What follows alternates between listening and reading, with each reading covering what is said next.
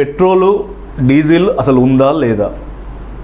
అధికారులేమో petrol diesel కావాల్సినంత బంకులలో ఉందని చెప్తా ఉన్నారు. కానీ ప్రయాణికులు మాత్రము ద్విచక్ర వాహనదారులు కావచ్చు, లేకపోతే ఇటు రైతులకు సంబంధించినటువంటి వరికోత మిషన్లు కావచ్చు, జేసీబీలకు సంబంధించిన వాళ్ళు బంకుల ముందర క్యూ లైన్లు కట్టుకున్నారు. అధికారులు స్పష్టంగా ఒకసారి మీరు చెప్పండి, బంకులలో పెట్రోల్ డీజిల్ కొరత ఉందా లేదా?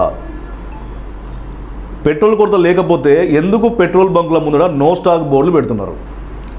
నిన్నటి నుండి దేశవ్యాప్తంగా పలు రాష్ట్రాలలో అన్ని చోట్ల ఇదే పరిస్థితి.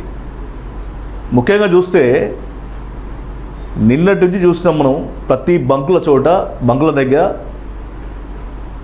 కిలోమీటర్ మేరకు కూడా లైన్లు కట్టినట్టు పరిస్థితి కనబడతా ఉంది. ఉదయం నుంచే బారులు తిరిగిళ్ళు. అక్కడ ఇంకా వచ్చే వదంతులు ఏంటంటే, ఇంకా వారం వరకు పెట్రోల్ డీజిల్ దొరకదు కాబట్టి ఇబ్బంది పడాల్సిన పరిస్థితి వస్తుందని చెప్తా ఉన్నారు. దీనిపైన క్లారిటీ ఇవ్వాల్సినటువంటి అవసరము అటు అధికారుల పైన ఉన్నది. సరే, సోషల్ మీడియాలో వస్తూ ఉన్నాయి, పెట్రోల్ డీజిల్ దొరకదు అని చెప్పడం, లేదు పెట్రోల్ స్టాక్ బాగానే ఉందని చెప్తా ఉన్నారు తప్ప, ఎక్కడ ఏ అధికారులు కూడా మీరు పెట్రోల్ బంకుల దగ్గరికి పోయి ఒక్కసారి చెక్ చేయండి. పెట్రోల్ బంకుల దగ్గర పోయి చెక్ చేయండి.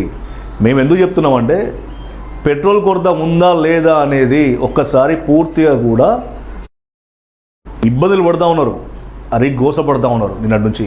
ఎందుకంటే కారు అయినా ఇటు బండి అయినా ఏదైనా కూడా పెట్రోల్ డీజిల్ లేనిది ఎట్టి పరిస్థితుల్లో కూడా ముందుకు పోదు.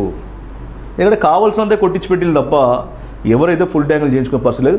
కొంతమంది ఫుల్ ట్యాంక్ చేయించుకున్నా కూడా ఈరోజు వాహనం లేనిది ఎక్కడికి కూడా పోయే పరిస్థితి లేదు. ముఖ్యంగా రైతులకు సంబంధించినటువంటి పని నడవాలంటే ఖచ్చితంగా అటు వరికోత మిషన్లు కావచ్చు, తర్వాత జేసీబీలు కావచ్చు, ఖచ్చితంగా డీజిల్ కావాల్సిందే. మరి కొరత ఉందా లేదా అనేది ఒకసారి అధికారులు చెక్ చేయాలి.